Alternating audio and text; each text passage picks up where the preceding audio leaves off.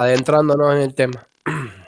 Por ahí si vos quisieras hacer, no sé, mi opinión, Sí, yo le si vos cuento ahí, quisieras hacer una breve introducción dale, de tu dale. parte, está bien. Bueno, genial. Igual no se olviden que los protagonistas son ustedes, ¿eh?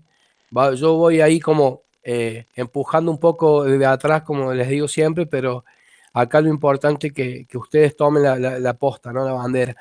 Para concretamente, digamos, familiarizar a Tata con en este encuentro, esta reunión, tiene como propósito la idea de poder, entre otras acciones, digamos, ir sumando, eh, como quien dice, justamente acciones o mejor dicho, como para seguir produciendo trabajos, intervenciones, abordajes en general desde la ludoteca educativa y social, justo ahora, en este caso puntual, la idea de poder producir una ponencia, un trabajo pensado entre todos, con lo que nos inquieta, con los que nos, vamos a decir, con aquellas cuestiones que nos mantienen alerta o que nos producen reflexiones en general respecto al juego, ¿no? A la recreación en el campo de la educación o en el campo de la formación docente, si ustedes quieren, para ser más claro, para presentar en el Congreso en octubre, en el Congreso Internacional, en el tercer Congreso de Recreación y Tiempo Libre, que se va a dar en Uruguay, digo, en el marco del Foro Montevideo, ¿no? Que tiene una trayectoria ya de 25 años. Y bueno, ya como la ludoteca está un poco de capa caída por el tema de la pandemia, igual hemos venido produciendo muchas acciones, algunos talleres, intervenciones en algunas escuelas, vamos a decir, eh, espacios de formación. Este grupo tiene la cualidad, vamos a decir, o la característica particular de que es autogestionado por estudiantes del profesorado, ¿no? Por estudiantes que están en pleno proceso de formación. Nace en el 2018 en la materia de juego y educación cuando empiezan los profesorados en Justo Dará, digamos, en la Escuela de Ciencias Sociales y Educación de la UNVIME, en la localidad de Justo Dará. Y bueno, ha tenido en el tiempo como una continuidad con sus altibajos, como todo proyecto, como todo proceso en general, su ida y vuelta, como quien dice, pero en concreto, hoy nos encontramos pensando la posibilidad de realizar esta producción en conjunto. La idea concretamente nace desde las chicas, desde las Y, estudiantes. Nico, Sí, si me permitís hacer un paréntesis, dale. y es que me parece súper importante que esto que vos rescatás y la característica que tiene este grupo de ludoteca, que es autogestionado por alumnos, pero lo importante del profesorado, y es como algo que nosotros, como la bandera que nosotros tenemos, es que en parte de la formación nosotros tenemos, y desde ahí nace la idea de la ludoteca educativa social, desde la materia de juego y educación, que es Sí, parte de nuestra formación académica que tenemos en el trayecto de formación. sí, No es que fue una totalmente. idea desprendida, sino que estudiamos el Claro, juego como parte. claro, y un poco, digamos, el objetivo o vamos a decir el horizonte, el principio de este espacio es tratar de introducir el juego como estrategia lúdica, pedagógica y didáctica en las escuelas, ya sea obviamente en el nivel inicial, pero sobre todo pensándolo en el nivel primario. Yo recuerdo claramente que ustedes decían, debemos jugar más en la escuela. El juego es un espacio estratégico, pedagógico y didáctico para transmitir contenido, producir propuestas de enseñanza y aprendizaje. Y la idea de la bandera, justamente el estandarte es ese, ¿no? Salir un poco de esta matriz de escuela más tradicional y conservadora, ¿no? Más enciclopedista, y poner, por decirlo de alguna manera, al servicio de la enseñanza, o mejor dicho, en aras de la transmisión de los contenidos, de los diseños curriculares, ¿no? Que son los lineamientos oficiales, el juego como canal didáctico para la transmisión de esos contenidos del diseño, ¿no? El juego, la recreación, el ocio, el tiempo libre. Entonces, es claro que el estandarte está ahí, ¿no?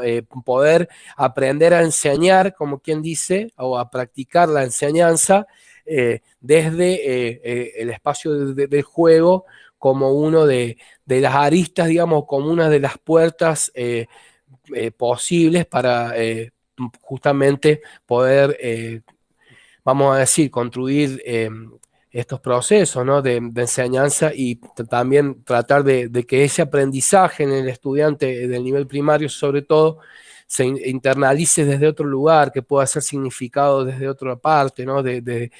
No solamente de la quietud del aula, sentado en el banco, a manera bancaria, como diría Freire, sino digamos, un aprendizaje a donde se involucren otros aspectos que por ahí en la escuela tradicional no sucede, ¿no? Esta cuestión del cuerpo, digo, ¿no? La recreación, justamente el objetivo de poder divertirse, de aprender divirtiéndose, en fin, hay multiplicidades, vamos a decir, de formas y maneras en las que el juego puede llegar a ser significativo o puede llegar a complementarse de manera muy significativa o de manera, vamos a decir, contundente con la enseñanza en sí, ¿no? Así que sin más vuelta, digo, ahí está un poco el sentido de este espacio, como para contar brevemente desde dónde nacemos o desde dónde nace este grupo.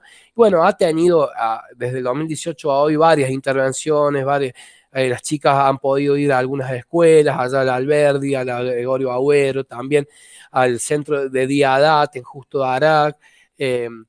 También hemos hecho algunos talleres, estamos ahora realizando, que lo vamos a retomar con la chica Laura Baracini, con la técnica en recreación que es de Merlo, vamos a decir, para este nuevo ciclo, para este nuevo cuatrimestre. La idea es poder retomar los talleres que tuvimos que abandonar justamente por tanta recarga, ¿no? De actividades, de la pandemia que por ahí no permite demasiado encuentro, pero eso como para ponerla a tono a nuestra compañera para que sepa un poco, vamos a decir, la esencia de este espacio.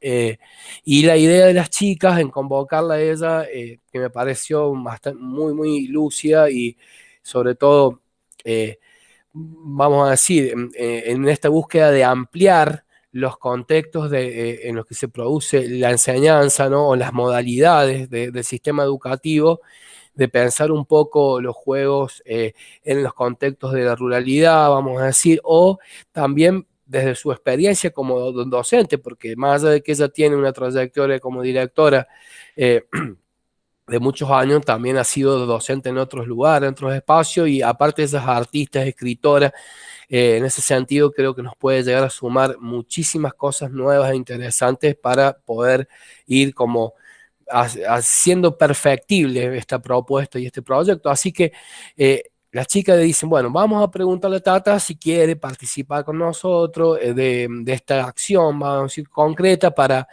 pensar un poco el juego en la formación de docente o el juego en los contextos escolares o rurales o el juego desde el lugar que ella por ahí nos pueda aportar, ¿no?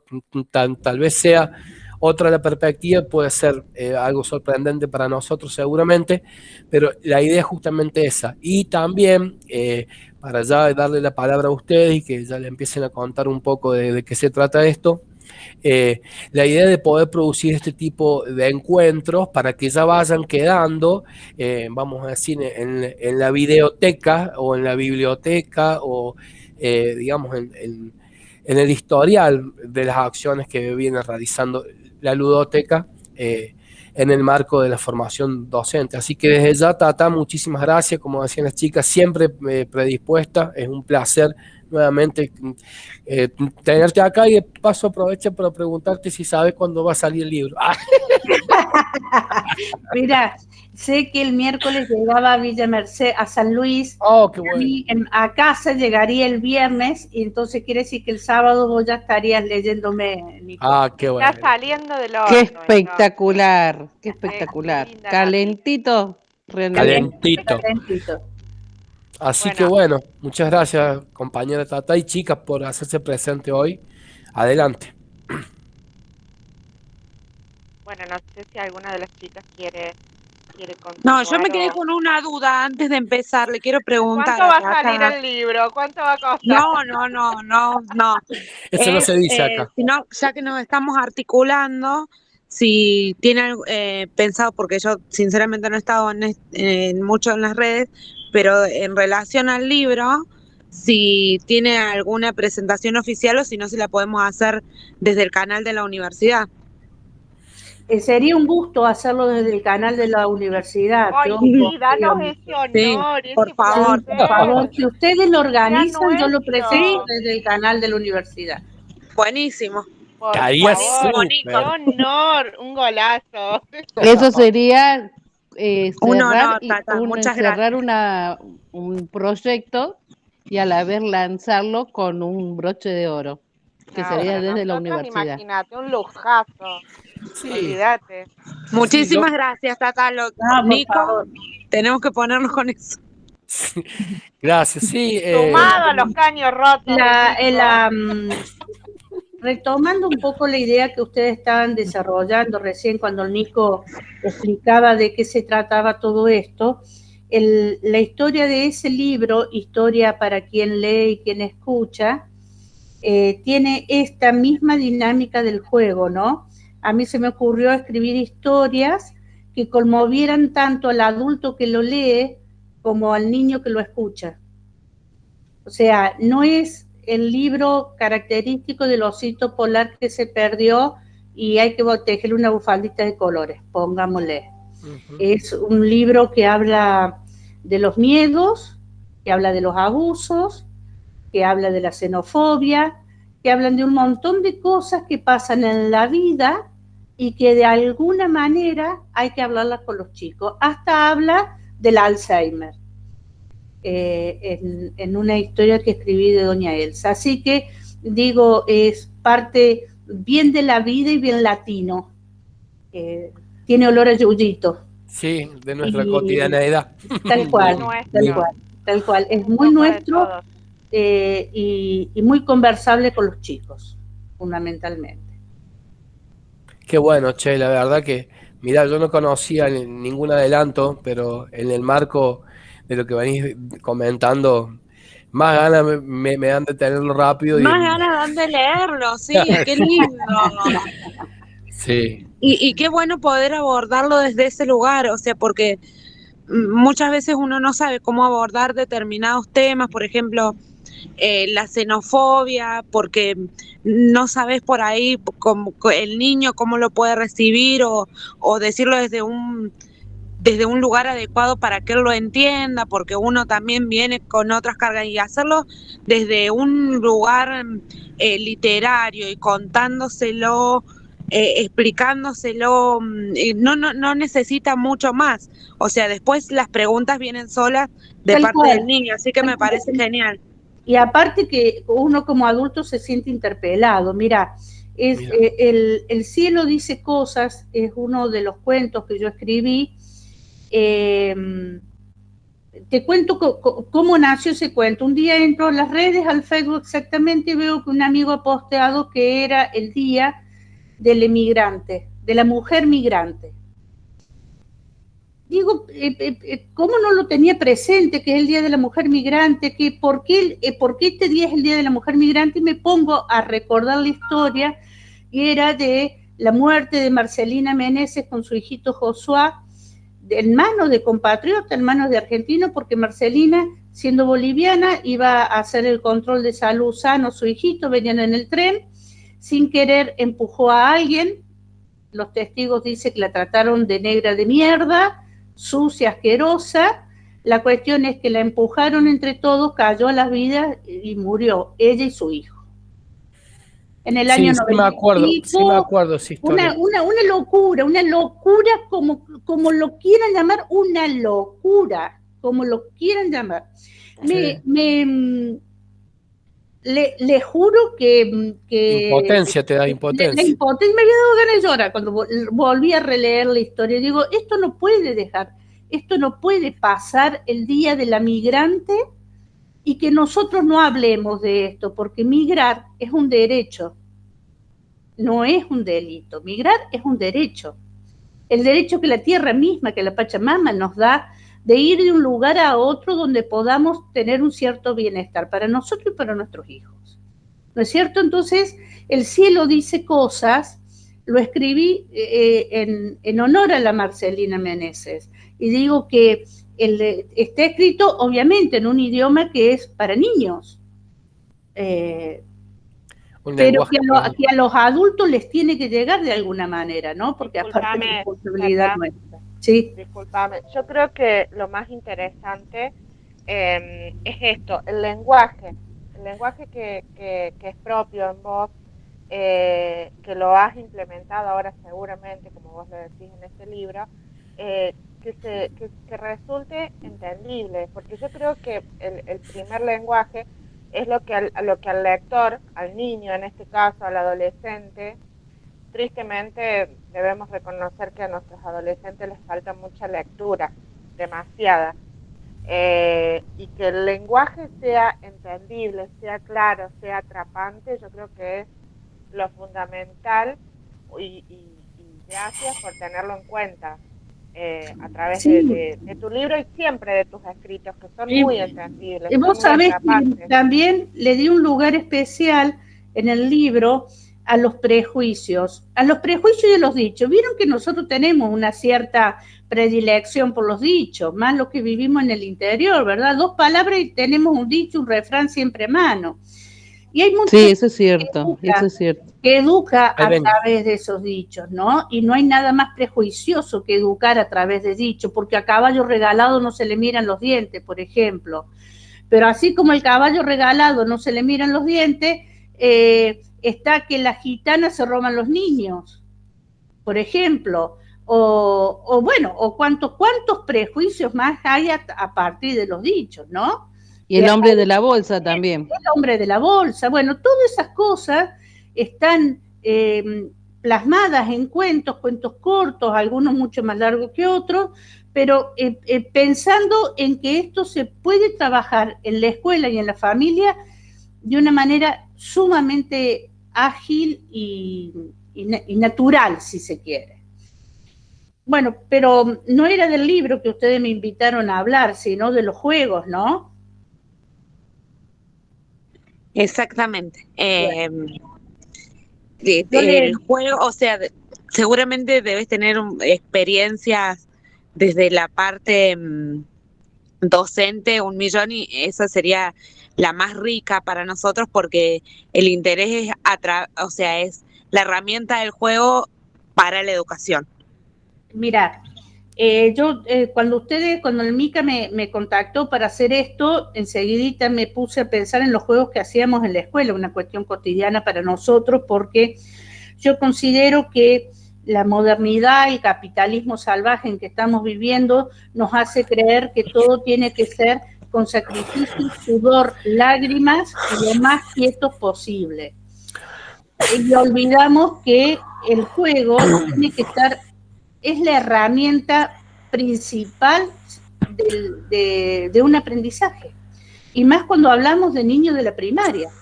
Parece ser que el juego está asociado únicamente al nivel, al primer nivel, o sea, el nivel inicial, y a partir de la primaria, el juego se va dejando o se va dejando en un costado, dejándolo de lado porque otras actividades más académicas son importantes, cosa que estoy en completo desacuerdo, porque como maestra de una escuela rural y unipersonal que trabajaba en plurigrado, el juego fue para mí la mejor herramienta de integración y Mira, de aprendizaje. Y muchas veces hasta de evaluación. sí, ¿Por qué digo esto? Porque yo digo que el divertimento tiene que ir de la mano del aprendizaje. Olvídense esto de, bueno, que ya ustedes lo deben, el Nico se los debe repetir hasta en chino, esto de la educación bancaria que no existe, no va más, no sirve, nuestra escuela bancarizada no sirve. Primero, esa parte. Segundo, hay que tener en cuenta otra cosa, que la escuela no es la única institución que enseña. Entonces, si nosotros educamos a partir del juego y el juego es transportable, ¿sí? Esto quiere decir que se puede ver espacios de enseñanza más allá de la escuela también. Con esto quiero decir que puedo aprender en la plaza, ¿ah? Porque si estoy hablando de valores y solidaridad, seguramente en la plaza lo voy a poder poner en juego cuando alguien me dice amacame despacio o estoy jugando a la pelota y me piden el pase y se lo voy a entregar, porque es un juego en equipo, no era mi lucimiento personal. Mire, a mí esto me ha enseñado muchas cosas, por ejemplo, a involucrarme, porque así como me fui de la escuela casi a los 57 años, seguía jugando a la pelota con los chicos, está bien, cada vez hacía más de referí por ahí, ¿no? Pero al distraído seguía jugando y casi les digo que ganaba seguidito los chicos. Pero no es solamente con esto de las pelotas. Yo me noté acá varias cosas que hacíamos en la escuela que yo lo veo como lo normal, lo corriente, y por ahí cuando alguien me escucha, otros docentes me escuchan, me dicen eso no era así en nuestras escuelas. En la escuela nuestra había un aula que estaba prácticamente sin uso, era un depósito, por lo poco práctica, porque es un aula redonda, o sea que y chiquita, redonda con dos ventanitas chiquitas, no entran bancos, no entran pizarrones, no entra nada ahí. Entonces a mí se me ocurrió dejar ese aula directamente para que los chicos hicieran una casita. Le decíamos la casita, pero ese espacio también era un bar, porque las nenas jugaban a que tenían un emprendimiento, hacían delivery y todo, que tenían un bar. Entonces ese bar nosotros lo usábamos todos los jueves en hacer un taller literario en el bar. ¿Qué significaba este taller literario en el bar? Que los jueves leíamos un cuento clásico, ¿sí? Teníamos una conexión que nos habían regalado, muy bonita, de cuentos clásicos. La Marisol Iturralde, Nico me la regaló, sí, no la debe conocer. sí, bueno, la rectora de IFC, sí. Claro. Una genia.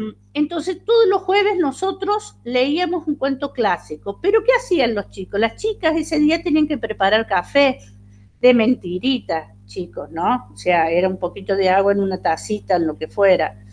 Y hacían que nos vendían tortas y todo lo demás. ¿De qué nos servía esto? Habíamos hecho una carta que les servía a los más chicos para empezar a leer desde una construcción de asociación de imagen y letras. Y habíamos hecho con los precios unas libretitas que los que hacían de mozo enseguida tenían que sumar y darnos la cuenta. Si no, nadie se levantaba y nadie pagaba, ¿no? Entonces, en este juego nosotros teníamos no solamente la lectura y la interrelación con un cuento, ya les digo, bien clásico, sino toda la actividad que se generaba en ese bar. El bar tenía un nombre, se llamaba Bar Roma. Entonces, las nenas le habían puesto un cartel y todo. Entonces, ahí había el jueves de juegos, la mitad de la mañana nos dedicábamos a eso. Pero más allá de eso, también, y esto una vez se me ocurrió porque los chicos les costaba mucho a los más grandes trabajar con decimales, hacer una kermés entre nosotros. Cuando yo digo hacíamos juegos, es inversión cero, chicos, ¿eh? Sí. Es cartón, témpera, un poco de cola de carpintero que pega mejor que la plasticola, los cartones, es inversión cero. Lo demás es de Tata, actividad de uno. Sí, te escucho. discúlpame, antes que avances, esta experiencia que vos nos estás contando es ¿hace cuánto tiempo aproximadamente? Todos los años de mi vida que trabajé en la escuela, Siempre se implementó, perfecto. siempre, siempre. Por ahí no Bien. eran jueves, no eran jueves de taller literario, de café literario en la casita, sino que nos íbamos al castillo. El castillo era una construcción de madera que teníamos, entonces la hacíamos misteriosa, si el cuento era misterioso, y con unos trapos viejos hacíamos como una carpa debajo del castillo y nos acurrucábamos todo, y yo llevaba una linternita y me ponía a leer desde ahí como para ambientar un poquito más. Pero siempre una vez a la semana había lecturas de cuentos clásicos y algo más especial. Después la lectura de cuentos les digo cómo se implementó desde el principio, pero siguiendo esta idea, les decía de los números decimales que me costaban mucho que los chicos pudieran abstraer la idea de lo que es la composición de un número decimal. Entonces un día digo, bueno, lo voy a llevar bien a la práctica y lo decimal se va a convertir en plata. Y para que se convierta en plata vamos a hacer una kermés. Entonces trabajamos mucho tiempo en la kermés, porque cada chico de los más grandes tenía que tener un puesto donde los más chicos iban con su plata de mentirita, de esas moneditas y billetes que habíamos hecho, y entraba o pedía participar en un juego. Esos juegos iban de los más variados, chicas. Uno que nos dio y que nos duró un montón fue una caja que habíamos abierto, un semicírculo que era como si fuera la boca de un payaso. La caja estaba forrada, me acuerdo, con unos afiches blancos que me dieron después de unas elecciones. O sea, de un lado tenía la cara del político y del otro era blanco, y eso para nosotros, ¿saben qué? Oro en polvo. Se convierte en afiche para pintar, para forrar, para lo que fuera. Entonces habíamos forrado ese payaso, que le hicimos forma de payaso, que ya les digo, con ese semicírculo que era la boca, y habíamos juntado todas las tapitas de las gaseosas habidas y por haber. En aquel momento, la Copa de Leche de la provincia mandaba unos juguitos que se abrían con una tapita. Entonces era fácil que los chicos, cuando tomaran el juguito, recolectáramos la tapita. Y uno de los juegos preferidos fue el del payaso de la boca abierta, porque teníamos unas distancias que marcábamos en el piso, entonces la historia era ver cuántas tapitas le metías en la boca. Esto hace que los más chicos empiecen a contar casi naturalmente. Niños, yo le digo, chicas, cuando yo tenía la escuela, habían muchos hermanos que se largaban a llorar porque los hermanitos mayores venían a la escuela y ellos no podían hacerlo. Y a mí me partía el alma. Así que yo lo he tenido los chicos de los 3, 4 años adentro de la escuela. Y he tenido niños de 4 años contando hasta el 10, pero con una facilidad ni saltarse ninguno, porque justamente había que contar las tapitas que se le ponía en la boca al payaso. Eso de contar la cantidad de la tapita para los más chicos venía fantástico, pero tenía una trampa para los más grandes. Para los más grandes le decíamos, las amarillas valen 5, las blancas valen 10, las rojas valen 1, y bueno, y ahí las tablas de multiplicar, y lo que uno reniega cuando les empieza a enseñar operaciones combinadas, lo solucionaste por un cálculo mental. Porque en el acto, si es cuestión de contar, si vas ganando o perdiendo, los chicos te sacan la cuenta. ¿Cuánto es 5 por 3 tapitas? Esta por tanta tapita, yo tengo tantos puntos, anotame, y por supuesto hay algo en la pared donde se va anotando los puntos acumulados. Eso los agiliza muchísimo, y para entrar a esa kermés, a jugar al payaso y todo lo demás, hay alguien que te cobra la entrada, y nosotros habíamos hecho la plata de jugandito, como le dicen los chicos, y yo controlaba que los vueltos estuvieran bien dados, porque eso era la manera de controlar si en la cotidianidad los decimales se habían entendido y lo que no se entendían eran los decimales dentro de la escuela, dentro de la hoja de matemática o no. ¿Se entiende la idea? Sí. Bueno, esa kermés se hace todos los años en noviembre en la escuela, se hacía todos los años en noviembre. Y en muchas ocasiones he evaluado matemática a partir del juego de la kermés. Aparte porque los chicos desarrollan capacidades únicas. Una de las mesas de los juegos era el tangram. Pero ¿cómo hacíamos el tangram? Y había que hacer una proyección del juego de esos rompecabezas chinos, había que hacer una proyección para hacerla en cartón, pintarla y poder enseñarle a los más chicos cómo armar las figuras, por ejemplo. Que es un trabajo de geometría con ángulos y todo bastante complejo, pero como lo están haciendo en juego, en el acto sale, mire, yo tengo fotos maravillosas de esto que le estoy diciendo, ¿no? Otro de los juegos que hacíamos era todo lo que favoreciera a la grafía fina de los más chicos. Claro. Entonces por ahí era con una caja de zapatos, le hacíamos un laberinto de cartoncitos pegados adentro y tenían que llevar una bolita mientras balanceaban la caja hasta otro agujerito. Y eso era el desafío. El de los tarritos para tirar con un pompón y tirarlos abajo, por ejemplo. Y todo Claro. eso lleva puntaje y todo eso hace a una coordinación y a una lógica matemática exclusiva. Pero en la kermés también habían otro tipo de juegos.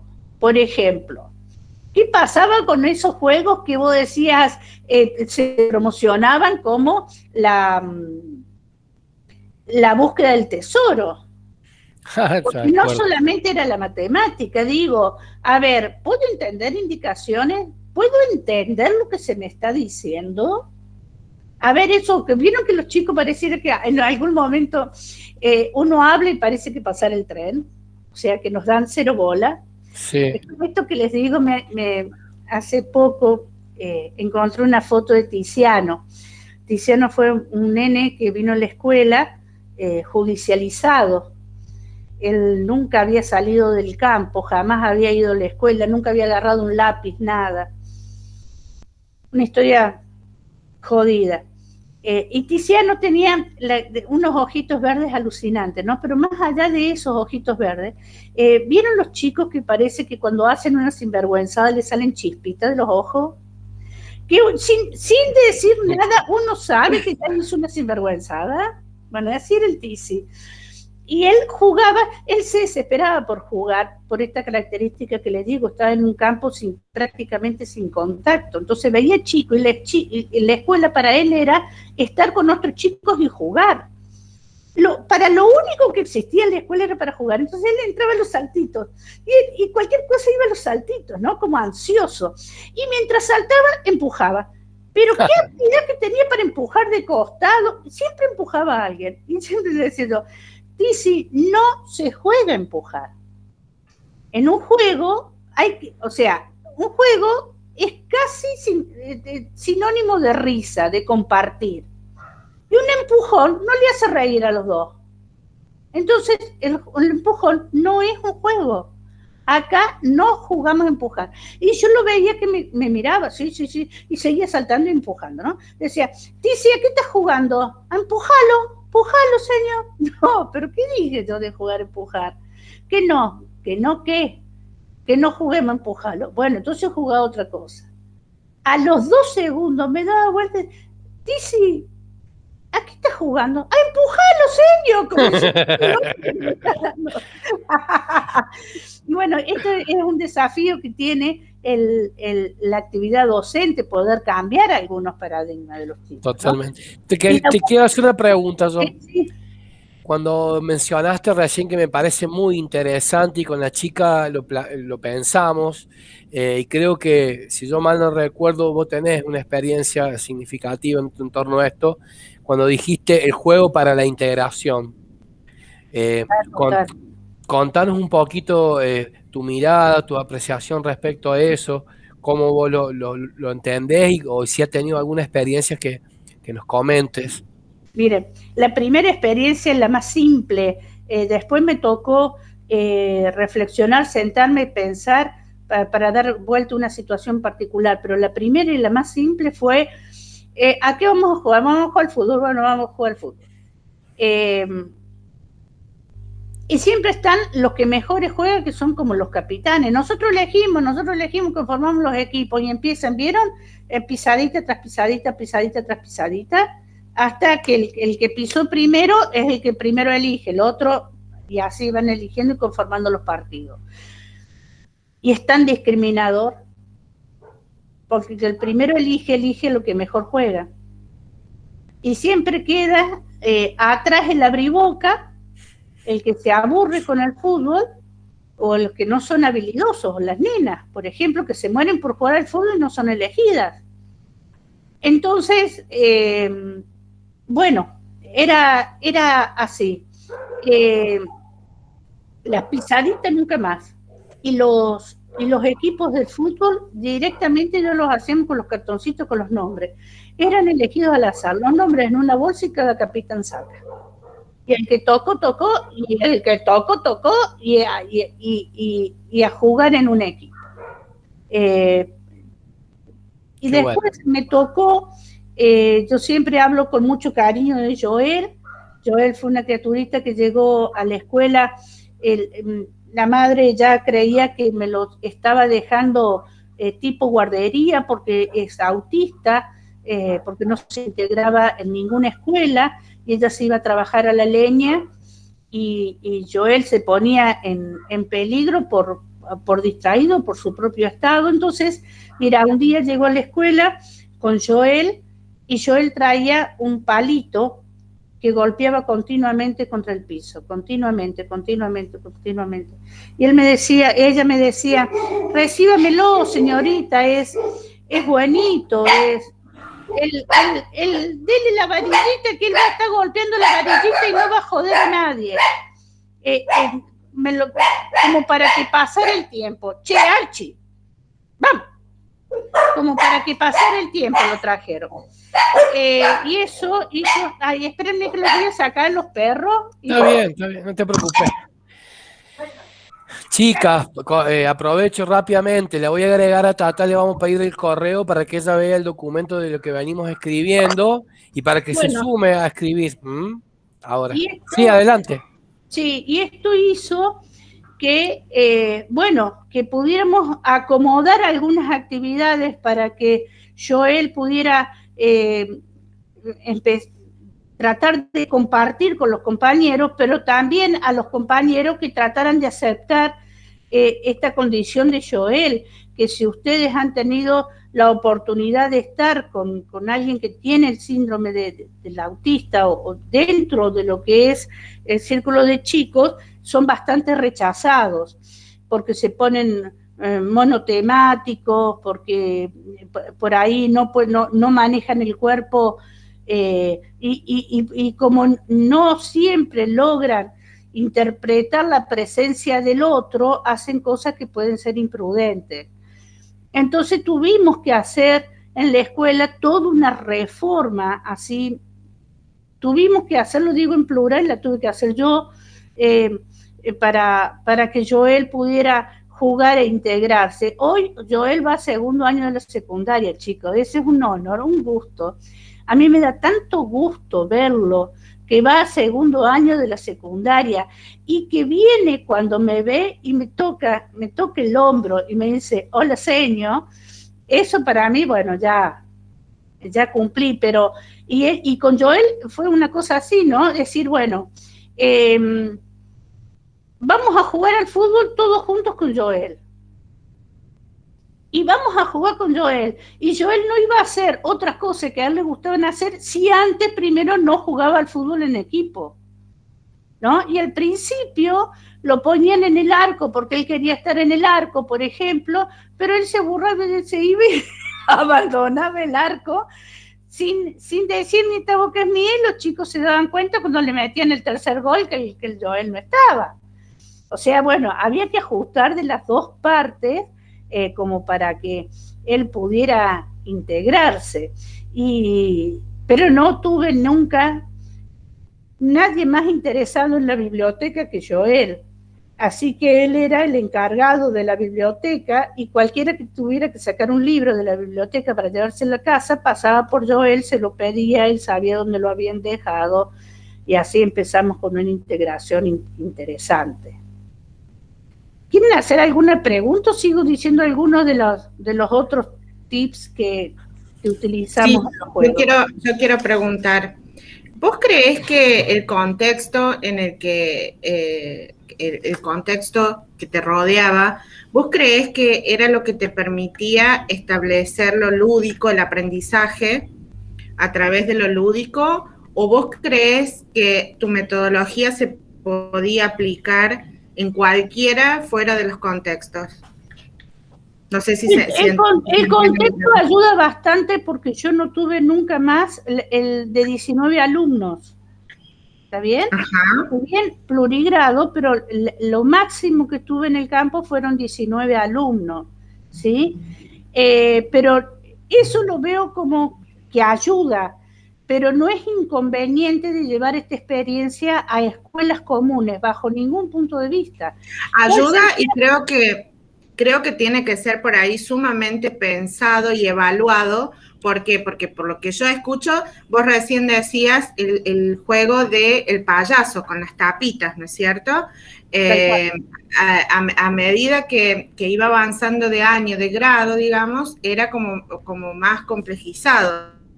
Entonces tenía que ser, al ser un plurigrado, tenía que ser tan bien pensado o tan bien diagramado que se pudiera aplicar a esos 19 niños en etapas de escolarización diferentes, ¿no? Tal cual, como se trabaja en el plurigrado, como trabajan los temas que tenés que dar, por ejemplo, los sustantivos, y vas a agarrar el mismo tema o el mismo cuento para explicarlos para hacer una actividad de jardín a sexto. Pero lo que yo te iba a decir, que por ahí esta experiencia llevada a cabo en una escuela rural, es más fácil incluso llevarla a cabo en una escuela urbanizada, porque vos tenés todo un mismo nivel, más fácil para el docente. Por ahí es más desafío cuando vos tenés todos como nosotros en el campo. Claro, a eso me refiero, que es decir, el pensar, el poner en práctica un juego determinado por ahí para el contexto rural, para la seño, era como más complejo. ¿Por qué? Porque tenía que ser planificado de una manera que yo pudiera aportarlo a los diferentes años de escolarización que tenían los niños. Entonces, por ahí creo, o sería una pregunta más bien, lo que yo te hacía hace un rato, de si influía o no por ahí el contexto en el que se trabajara. Y sí, digamos, la variedad y la complejidad la voy a tener para unos pocos chicos yo en la escuela, cuando en una escuela común podrían ser menos variados los juegos por grado, por decirlo de alguna manera. Pero bueno, eso no lo hace, porque les estaba contando, por ejemplo, esto de que a mí me preocupaba porque los chicos, no sé si alguna vez les ha pasado a ustedes como estudiantes, a ustedes como mamá o como docentes, esto de que uno siente que los chicos no interpretan las consignas, que las consignas son interpretadas, que saben hacerlo si uno se las lee. Si no se las leíste, no saben resolverlo. A mí me ha pasado de poner en el pizarrón, supongamos, subrayo sustantivos comunes con rojo, y los chicos te dicen, señorita, ¿qué tengo que hacer? Y lee, y dice, ay, subrayo los sustantivos comunes con rojo, ¿y qué tengo que hacer? O sea, y no se está entendiendo lo que se está leyendo, y es una preocupación mía, no mía, de todos los docentes de toda la época, esto de que no interpretan las consignas. Por eso después en matemática es un mundo hacer un problema escrito, ¿no? De poder desarrollar esto de un problema, poder decir qué datos tengo y qué me preguntan. A ver, me doy cuenta que es lo que me preguntan, porque si yo me doy cuenta que me preguntan, la solución es simplísima. Y para hacer eso trabajábamos con los más grandes, porque no solamente es por ahí la falla de no entender, sino también de no poder escribir correctamente. Y en esto de la búsqueda del tesoro, chicos, a mí me ha dado satisfacciones siempre, porque es escribir una consigna que yo tengo que asegurarme que otro me entienda, ¿sí? Entonces era, supongamos, mirá hacia el molino. Mirar hacia el molino ya te ubicaba en la escuela en un punto cardinal específico. De ahí caminar tantos pasos, de ahí levantar la piedra, de ahí leer el papelito que te daba una indicación que tenías que ir hasta el mástil y ahí estaba el premio, por ejemplo. Pero esto que yo le estoy diciendo era escrito por los chicos más grandes de tal manera y tan específicamente que se podía leer por los más chicos y entenderse, ¿sí? Y comprobar que era así la búsqueda del tesoro. Obviamente que la búsqueda del tesoro, si no había caramelos en el premio, no había quien buscar ese tesoro, ¿no? Pero bueno, es una buena historia. Y luego, para trabajar con los chicos en secuenciación, y uno los ayuda a los chicos para las ciencias naturales o las ciencias sociales con tarjeta y secuenciación, es maravilloso. Y lo haces como en un juego también donde involucran todo. Y a ver, vemos rápido imágenes. Estaban en el 1810 estas cosas, una carreta, una computadora, y rápido hay que sacar lo que no estaba. Y el que dudó y dejó la tarjeta adentro son puntos menos. Y los equipos siempre se hacen heterogéneos, o sea, con chicos grandes y chicos, ¿no? Y ahí viene también esto de la enseñanza de la tolerancia también, que me parece fundamental dentro de la escuela. La tolerancia y la solidaridad son dos valores que se enseñan dentro de la escuela. Y el juego es muy buena herramienta para poder llevar a cabo esta enseñanza. No sé si quieren hacerme alguna pregunta. Sí, desde ya agradecerte, ¿no? Seguramente las chicas tienen mucho para preguntarte, pero digo, qué interesante todo lo que nos planteas, porque vemos la cantidad de aristas tan amplias que el juego nos permite como canal, digamos, para la enseñanza, ¿no? Y como vos claramente decías que esta idea yo me la llevo, la atesoro, digamos, y la recupero, que sabemos que en la escuela no es el único lugar que se aprende, ¿no? Y esto de poner en valor las interacciones del juego en comunidad, ¿no? El juego en comunidad. Y en ese sentido, digo, de pronto también pensaba, tal vez, no sé, los chicos hayan reconocido, no sé, algunos juegos más tradicionales de nuestra cultura, ¿no? Pensar en la taba, pensar en el dedal, pensar en, no sé, de pronto pienso en esos dos porque son los que más rápido se me vienen en la cabeza, pero cuántas cosas hay por recuperar en torno al juego y sobre todo a la enseñanza a través del mismo, ¿no? Así Sí. que... Sí. Mira, me olvidé de señalar uno que me lo había notado acá, que me parece fundamental y que a partir de la implementación de la ESI tuvo un protagonismo impresionante, que es la construcción de títeres. Cada uno tiene un títere y hay en algún momento de la planificación en que los títeres hablan y uno no es el que cuenta, es el títere el que cuenta, ¿no? Mi títere dice que... y los chicos empiezan a contar cosas a partir de un instrumento como es un títere, de un juego, de un juguete, cosas que generalmente van rumbeando para el lado de la afectividad. Y que los otros títeres escuchan y los otros títeres también contestan. Y es un excelente trabajo, muy movilizante, y que deja a los adultos responsables realmente reflexivos y estando atentos a lo que pasa afectivamente en la vida de los chicos, ¿no? Eso mi títere cuenta que, o mi títere quiere decir que es fundamental hacerlo.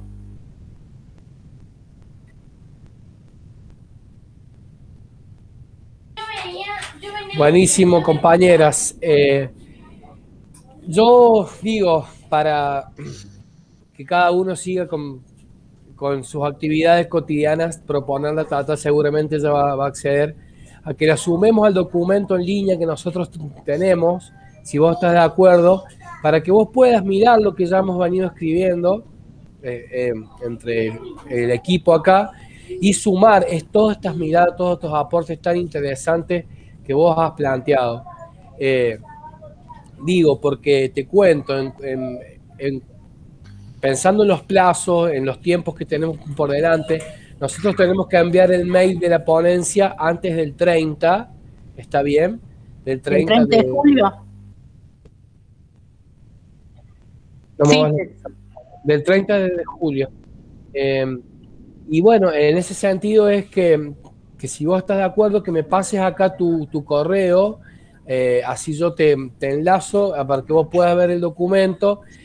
Mira, yo estaba pensando, tiene que tener 3 carillas nada más la ponencia, pero tampoco tiene que tener límites. Entonces, no nos circunscribamos ni nos limitemos a escribir solamente 3 carillas, porque han surgido muchas ideas muy interesantes, unos aportes súper valiosos, y creo que si vos estás de acuerdo, sumarte para que puedas hacer tus aportes, nada más ni nada menos, ¿no? Que creo que todos estamos de acuerdo, todos estamos de acuerdo de que son súper significativos ya sea para la formación docente, para los docentes que están en actividad, para quien va más allá de lo que es la enseñanza tradicional y formal en la escuela, ¿no? Los espacios sociales, los espacios de la comunidad donde uno realiza propuestas de intervención con objetivos pedagógicos, con objetivos, digamos, de crecimiento, intercambio y desarrollo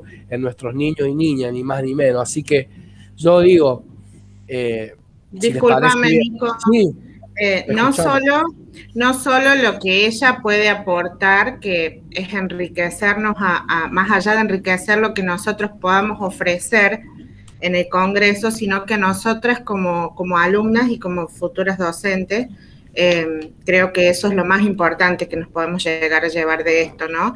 Pero a su vez, tenerla a ella como, por decirlo, acompañándonos o evaluando nuestro trabajo. Ya tenemos la coordinación tuya, que es mucho, ¿no? Imagínate tenerla a ella, por ahí es como que sirviendo de guía, su experiencia, que es lo más importante, o sea, su trayecto, su ciclo, creo que es lo más enriquecedor para nosotros. Antes de terminar, quería hacerle una preguntita, Tata, en cuanto al juego, que es una duda que tengo yo personal. ¿Qué crees o qué niveles se han logrado o no a través del juego en tantos, o sea, durante todo tu ciclo? Porque convengamos que vos no solo has puesto tu práctica docente en contextos rurales, sino que por lo que nosotros hemos escuchado varias experiencias tuyas, también has podido trabajar, ejercer en otros contextos, ¿no? Entonces, ¿qué evaluación a través del juego haces vos del aprendizaje en los contextos que vos has habitado? Mira, si bien yo trabajé muchos años en el hogar y escuela de la ciudad de Villa Mercedes, siempre me especialicé en los grados de niños de sobreedad. Cuando hablo de niños de sobreedad, eran chicos que venían del campo, por X razón, a estar pupilos en la escuela, y que tenían, por ejemplo, 9 años y nunca habían aprendido a escribir, por ejemplo, o lo que fuera. La cuestión que por la edad decían, estoy en cuarto, pero vos tenías todo un bagaje de realidades ahí que no condecía con un cuarto común. Entonces el juego siempre fue mi aliado en esto. Aparte, ¿cómo te acercas a un niño que ha dejado el campo para estar pupilo en una institución, que ha dejado de llamarse el negro, por decirte, o el poroto, por decir algo, y pasó a ser un número, porque ahí en esa institución vos eras, lamentablemente, supongamos, el 13 la 2. ¿Qué quería decir el 13 la 2? Que dormías en el dormitorio 13 en la cama número 2. ¿Ah? ¿Vos te imaginás el estado de ánimo de esa criatura? Que extrañaba hasta el perro que durmiera debajo del catre. Entonces, si no era a través del juego, no había cómo romper semejante amargura. Digamos, así que el juego siempre fue mi aliado, toda la vida, desde que estuve en el hogar escuela. Después me han cuestionado 20.000 veces. Chicos, me han cuestionado, ustedes no se imaginan lo que me han cuestionado, porque decían que mi aula era desordenada, que los chicos no mantenían la distancia, que veían algún sinvergüenza, decía, este es uno de la tata, este ya sabido, es uno de la tata, como si, claro, creo que me costaba a mí mantener el orden y a los chicos imagínense cuánto. No, pero siempre percibí, porque en el tiempo nuestro no teníamos por más que yo hice el profesorado estudiándolo en un terciario, no teníamos el acercamiento a la bibliografía que ustedes tienen ahora, ni una conversación seria filosófica sobre la niñez y el aprendizaje, por ejemplo. Entonces, por ahí todo era más intuitivo, y ya mi intuición me llevaba a decir, acá hay normas que hay que romper, porque si no es jugando y no es integrando, no es mostrando la ternura propia de un ser humano que se conmueve, no hay aprendizaje posible. A mí no me jodan, no hay aprendizaje posible. Si uno como adulto no se deja sorprender por los chicos y los chicos no tienen ganas de sorprenderte, mal estamos, ¿eh? Sí. Qué importante, digo, todo esto que nos ha dicho Tata, porque, bueno, nosotros tenemos el gran desafío, pero yo pienso que fuiste una precursora del cambio, de ese cambio que nosotros queremos instalarlo y que ya sea propio de la parte educativa.